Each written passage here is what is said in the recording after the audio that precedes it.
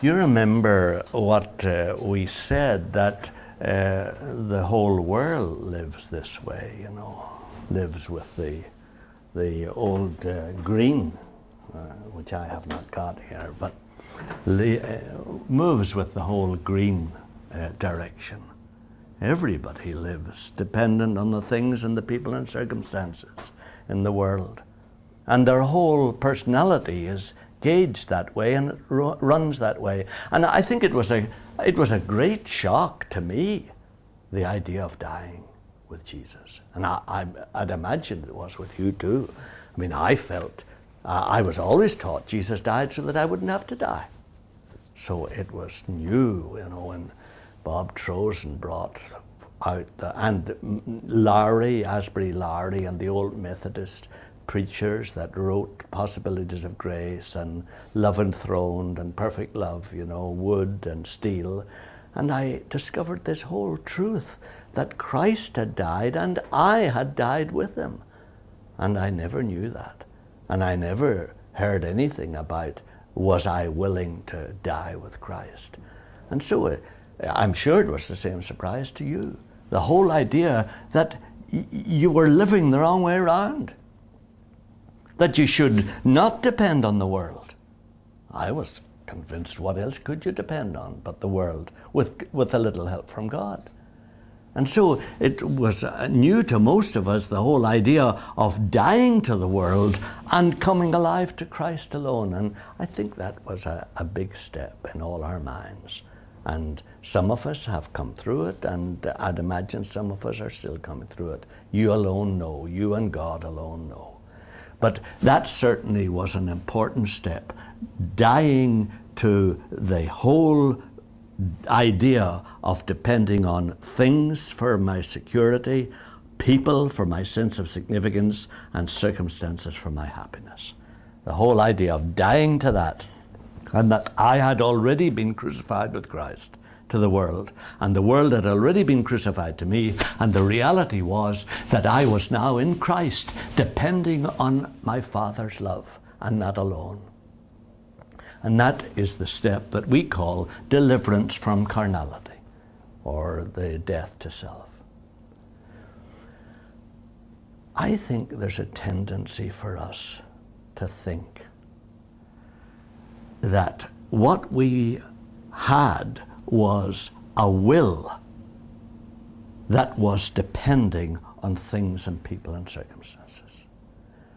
And I think often we don't realize that we had no will, and that was the problem. We were part of the animal life of this world. And when we cried out, the good that I would I cannot do, and the evil I hate is the very thing I do, we thought, yeah, my will is bad. Well, the tragedy was that for most of us, our will was non-existent. It was passive. And we were just driven by these things. The little eyes saw the things and spoke right through to the body. It just was that kind of thing. It was up and down like that. The things spoke to here, them back that way. The will was hardly involved at all. Sometimes we would be willful, and our mothers would say, you're a very willful child. But generally, we would just go with the flow. We would go with what everybody else did. And I think sometimes we don't realize that. And we think when we died to self, we died to self-will, and our will immediately began to operate the other way. And I suspect that's some of the reason why we get into trouble with this whole experience of walking in the Spirit. I think we think at times, my will is right there. I was using it to depend on the world. Now I'm going to use it to depend on God. And the fact is, our wills are almost dead. They're almost comatose. They're passive wills. And we lived the way we lived by instinct. Almost just without our control at all. And if you think back, You think back to how you reacted to somebody getting the prize at school, or somebody getting praised and you not praised. You hadn't exercised your will much. You just sprang back with envy. It just was automatic. And it was the same with things. Often you hardly knew how you ended up with all this ice cream in your tummy, because you did it almost like a little animal. The ice cream was there and you just ate it. And there was hardly any decision of the will involved at all. And it was the same with this whole situation with circumstances. Your happiness almost came immediately from the things that you were doing. It was virtually an animal reaction. And I think many of us, when we came to the place where we died to living off the world, we thought, now we just turn around and we'll immediately live the right way around. And what we fell into was passivity. And I think that a number of us have started to walk in the Spirit thinking that our will was operating normally, and not realizing that the will had become very passive and was not used to directing things at all. And so the result was that this direction kept operating in us even when we broke this connection off here and we died to self-will. We actually did not have a will that was able to control the mind and emotions. And that green arrow stayed there. And we continued to try to walk in the Spirit. And we had half an idea from some of the things we read in Guion and Fenelon that maybe we just had to kind of, I will not move unless I'm moved. And we'll just let it happen. And the result was that the will never did gain any kind of control of our mind and emotions. And even though we had died to depending on the world, the mind and emotions were still operating the usual way they operate. And we didn't realize that turning the mind and emotions meant a real strong exercise of a will that was constrained by our conscience. And so I think many of us have trouble walking in the Spirit because we don't exercise the will. And we're not used to exercising the will as a result of what we receive from God through our intuition, our conscience. We simply let the will lie there, and it hardly does a thing. And we kind of hope. We're always looking in to see, is my mind changing? Is my mind being renewed? Are my emotions being changed? Oh, well, maybe if I pray more, if I take part more in worship services, then maybe my mind and emotions will rise and kind of fade into Jesus. Of course it won't work. The only way the mind will be renewed is if the will exercises power over the mind and directs the mind. And so I think we come again and again into situations where we look at the circumstances that we're facing, or we look at the things, or we look at the people, and the mind goes on its usual way. It looks at all those things and it tries to make sense of them and tries to manipulate them so that somehow it'll do God's will. When all the time the Father is giving light from above, but the will is unable to pass it through to the mind. The mind is not beginning to understand what God tells it. The mind is just continuing to manipulate things, or manipulates people, or manipulates circumstances, and it's not learning to understand what God gave us to it. And so the mind is virtually ineffective. And it wobbles about like a jellyfish, hardly affected at all by the will, mostly affected by its own habits.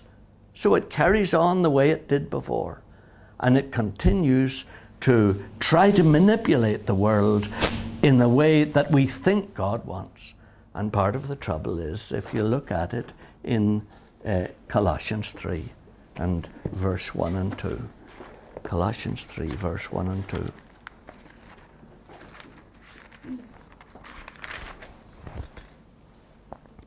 And it runs, If then, it's page 1027, 1027.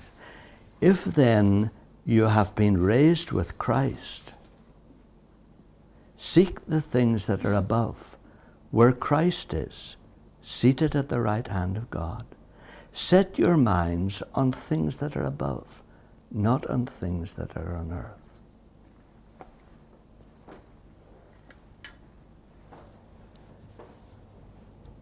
Not, I must set my mind on things above.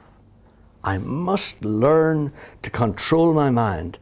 I must set my mind on the place where Christ is, seated at God's right hand. I have to force my mind to think that. No. It's raining, so I put my raincoat on. I align my life with the reality. The reality is that I'm with Christ at the right hand of God. The reality is that Christ is using me this day to do his work and to do things that he wants. My job is to look at him and see what he wants. Not because Pastor said we should bring our quiet times into order, so I must spend half an hour at the beginning of each day, and I don't know what it means, but I must listen to God or listen for his voice, so I'll just listen. No, no. Reality is that you're at the right hand of God in Jesus. How can you even begin a day unless you know what Jesus wants to do through you that day? How can you even set out on a day? Not do it because you're supposed to do it as a good Christian. Not do it because maybe it'll help you. There's nothing else you can do. You're rudderless if you don't do that. And that's where some of the tragedy is in our lives. We're still playing games. We're still saying, I ought to do this. I ought to have a good quiet time. Every Christian is supposed to have a good quiet time. And Pastor's right, I don't listen for God. I don't spend enough time quietly listening. No.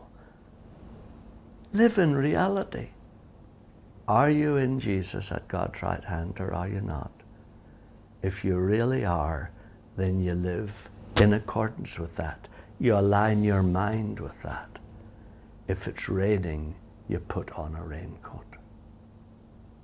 But it needs you to think through that, see.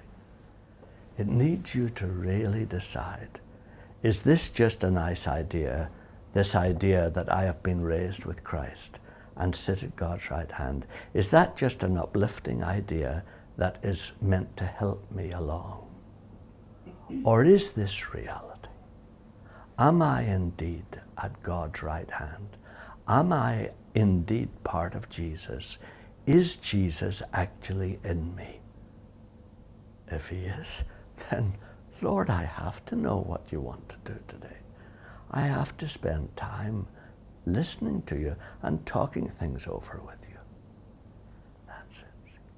But it requires the will to be exercised over the mind to do that. Otherwise, the mind automatically spends its time working out the day ahead. Which is what so many of us fight. We get down to prayer and we're hardly down to it, but we're thinking of the first customer we're going to see. Or we're thinking of the next customer that is going to give us some problem. Or we're thinking of the next customer that may give us a big order. But it's not the reality. The reality is not the earth and not the things in it or the people in it. The reality is Jesus, and you're in him at God's right hand. And it's the same with the emotions, you know. He was okay until he listened to the sound of the waves. That was it. Once he glanced at the waves, he was sinking. And it's with the emotions. If the will not keep the emotions of the circumstances, which is what I say to loose at times. If you allow the emotions to be affected by the world that has been crucified, if you allow your emotions to be affected by the atmosphere in that restaurant, that's a passing scene. That's what it's called, schema in Greek. The whole world, Paul says, is just a passing scene. It's a transitional scene that you see for a moment. It's on its way past. It's already past. It's already been crucified. If you allow your emotions to be affected by that, then you're living in unreality, not the reality in which God has placed you. And so, if the eyes once go up on the waves, or the ears once listen to the noise of the waves, you're finished. And it seems to me, now think about it, but it seems to me that it's connected with this. And that's why we have so much trouble. Will you know it still?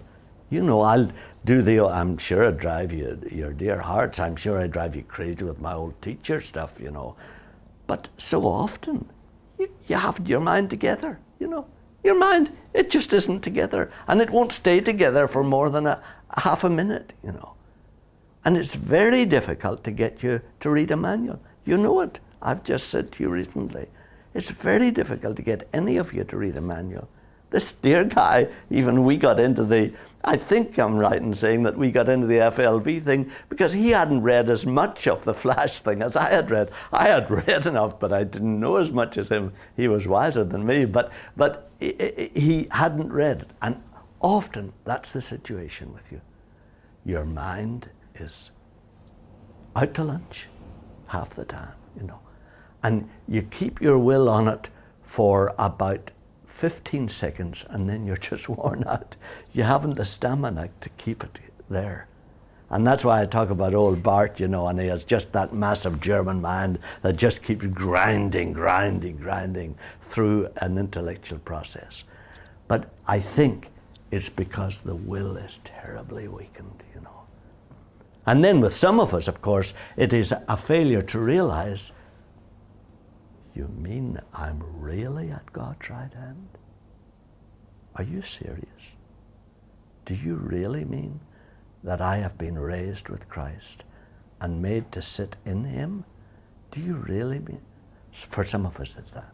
We don't really believe that, But for others of us, we kind of believe it, but we don't exercise our wills to bring the mind and emotions or to bring the soul under the Spirit.